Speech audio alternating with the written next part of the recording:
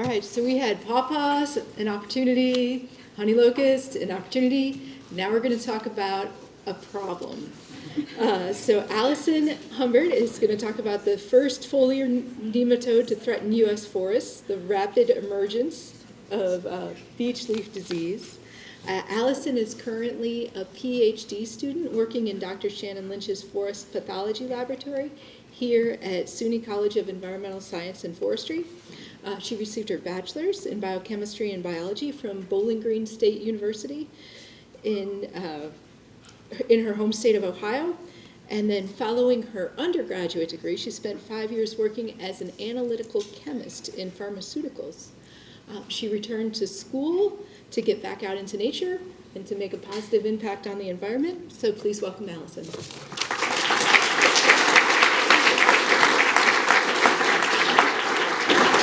Hi, thank you so much for having me. I'm going to get into Beech Leaf Disease, which is a foliar nematode disease, and I have a good scrum of them over here. How to identify this disease, if I can scroll through. Okay. This disease is characterized by dark intervenal banding on the leaves. This is most evident when you're standing underneath the leaves and they're backlit by the sun. And so you'll see that banding there. In more severe symptoms, that banding will start to turn yellow, and it'll also turn yellow throughout the season, so later towards fall.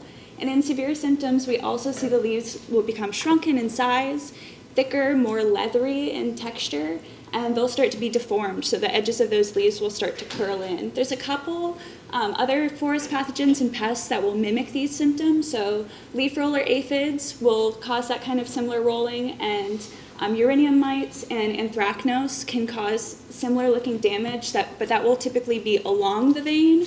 This damage will be between the veins, so that's how you know you're looking at beech leaf disease.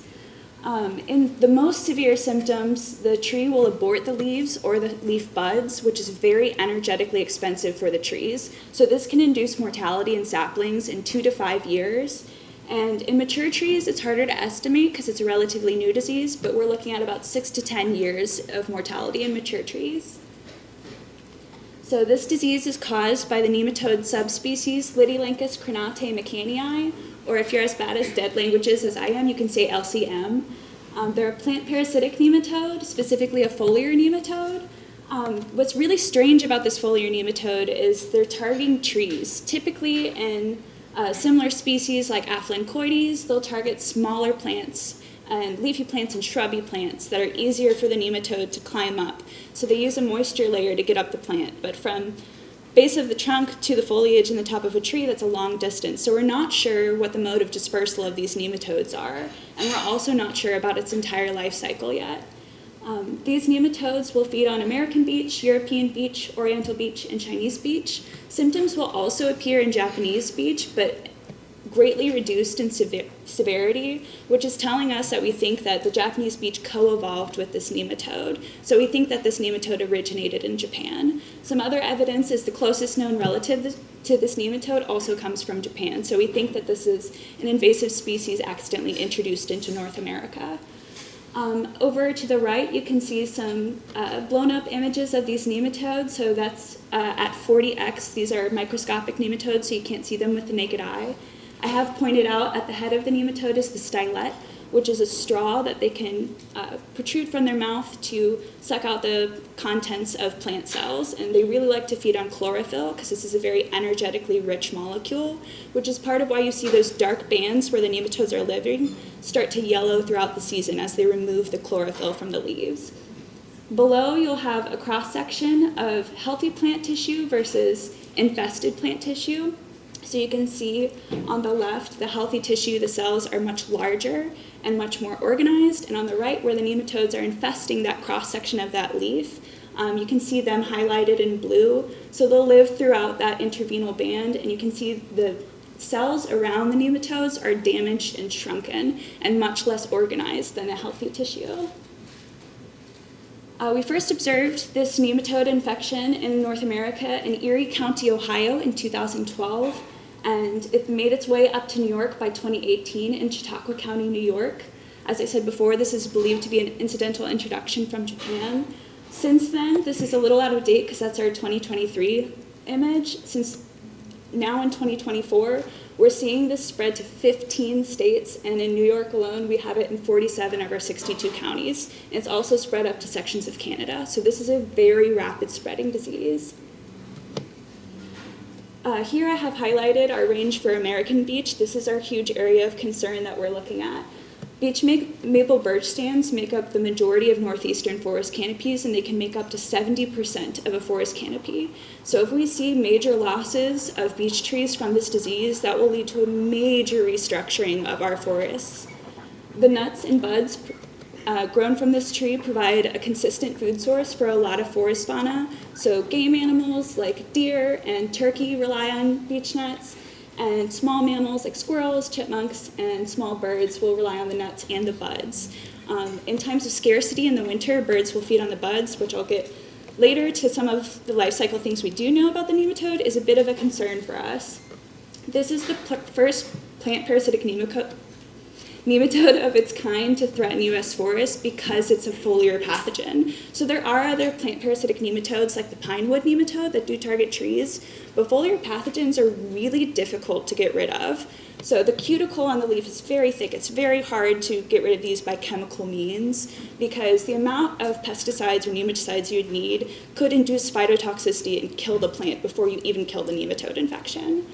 There are some fungicides that also work against nematodes because they share certain structures and chemical makeup.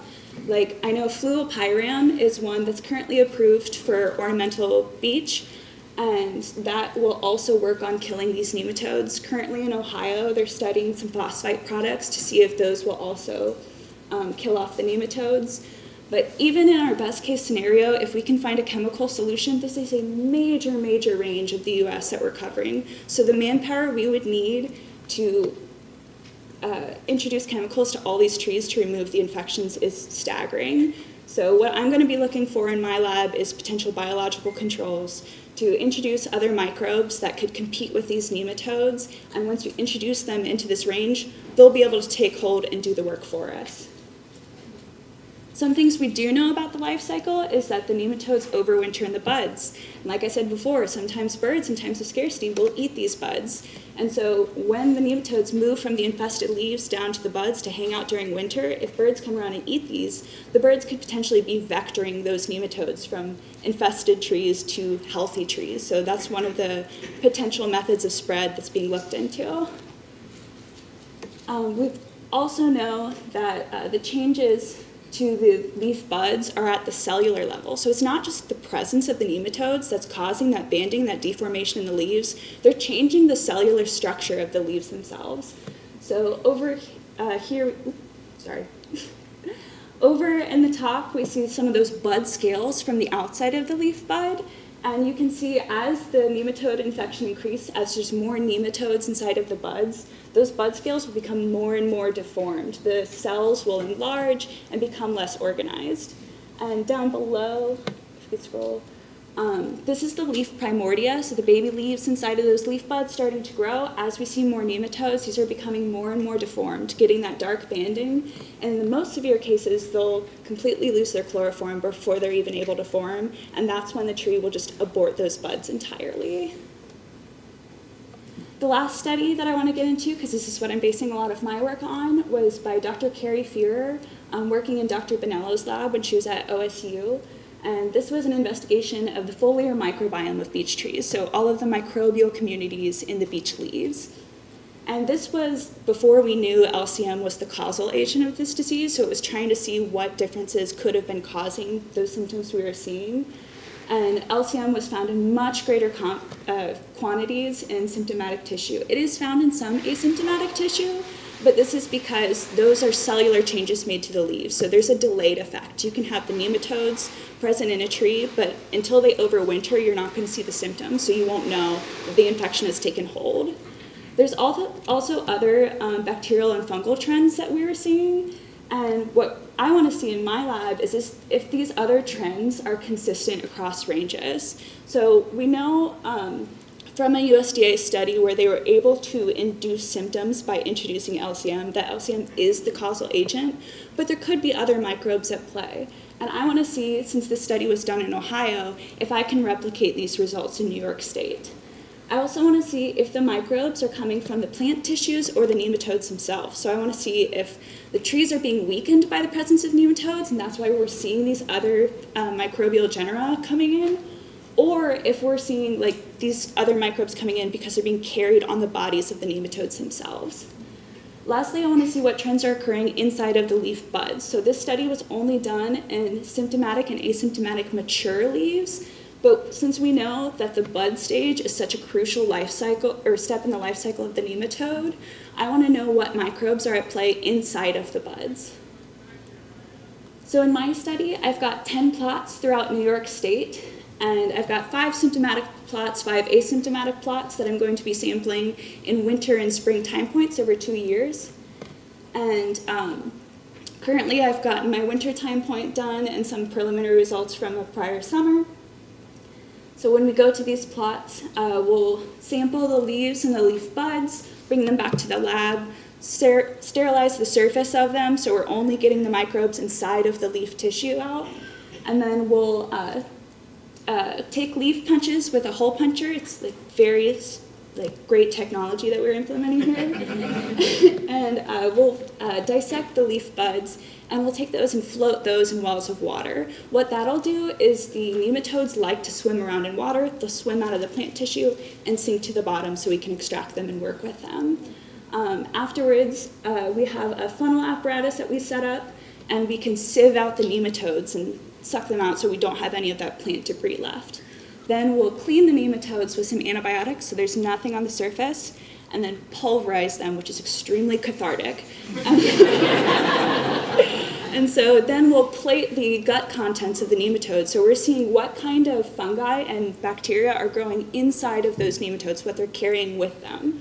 We're also plating the plant tissue in both asymptomatic and symptomatic leaves and buds on selective media to culture the fungi and the bacteria. So, like I said, we got our winter time point done. What I have here is a correspondence analysis plot. This is just showing us spread trends, where things are clustering. And I took all of my microbes that I cultured from all of the plant tissue and nematode tissue from the winter time point, and I categorized them into groups based off of their physical characteristics or their morphotypes. And I took all of those morphotypes and I gave them an alphanumeric designation. It's just a number of which one I saw first, and then F for fungi, B for bacteria. And here I have this filtered down to our 3 most prevalent microbes that we were extracting from these samples.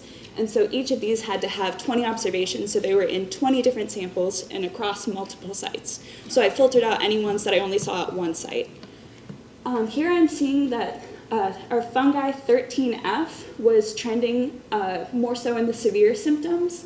Our bacteria 6B was more in the mild symptoms, and 1F was in the asymptomatic symptoms. So what does that mean? Well, 13F ended up being Cholestatricum, which is another foliar pathogen. And that's really exciting that we're seeing that mostly in the severe symptoms. So this indicates that this could be a potentially opportunistic pathogen. So we could be seeing a secondary infection coming in because these trees are being weakened by the Beech Leaf Disease. And this is consistent with other observations made by our colleagues at Ohio State and at the USDA. For 6B, this one was really cool. So you can see this plate here where I had the plant tissues plated out. We had some live nematodes crawling around on the plate, and they were leaving trails of this bacteria behind them because they're so full of this bacteria. So we found out that this is Cytophica flavobacterium. This is associated with other plant parasitic nematodes as well and part of their microbial communities.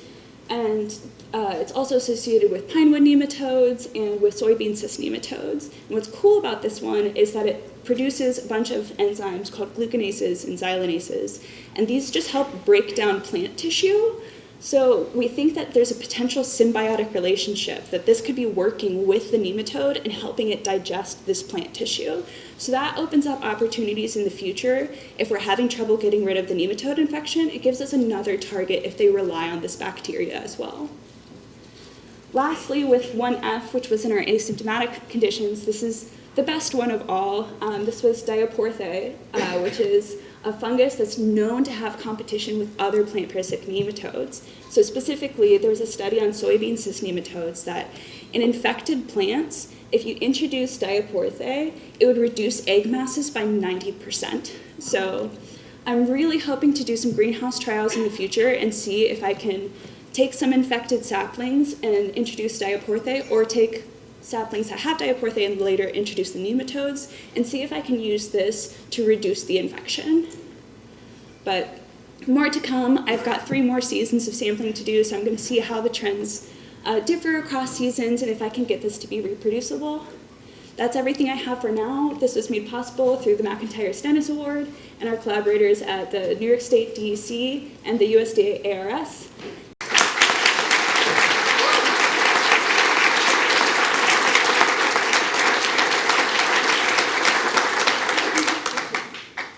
Do you want to take questions? Oh, sure. In the back.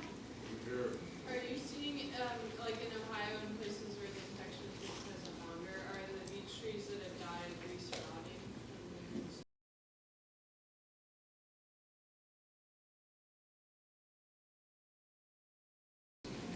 I'm not sure. I've been solely working in New York State. Oh, sorry, Mike. No, I'm not sure. Do we know what preys on LCM in its native habitat?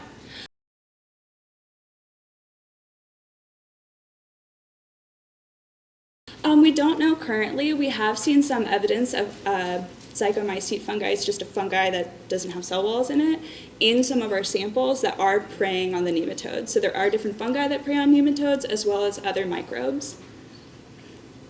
Yeah? Two-part question. First of all, so I live in some of those areas that have like 60% beech coverage, and it's really in the heart of where this infection is, down southern New York. So I walk through some of these woods and I see the majority of the tree canopy dying, none of the juveniles surviving. Should we realistically be expecting these forests to just fundamentally die and these to be locally extirpated as a species?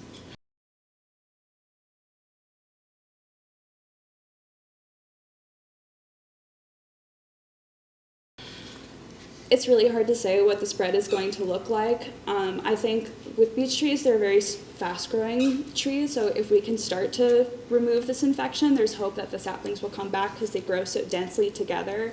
Once we get more management practices and reduce the spread from tree to tree, I do think we'll see a return of the beech trees in these areas. The second part of my question, so where I am, I'm really, really cautious about accidentally spreading this further, so I just Yeah. avoided shipping any plant material any place that's not in the bloodstream. Yeah. Is this something we should all be doing? Is there some way to clean the material so it doesn't spread?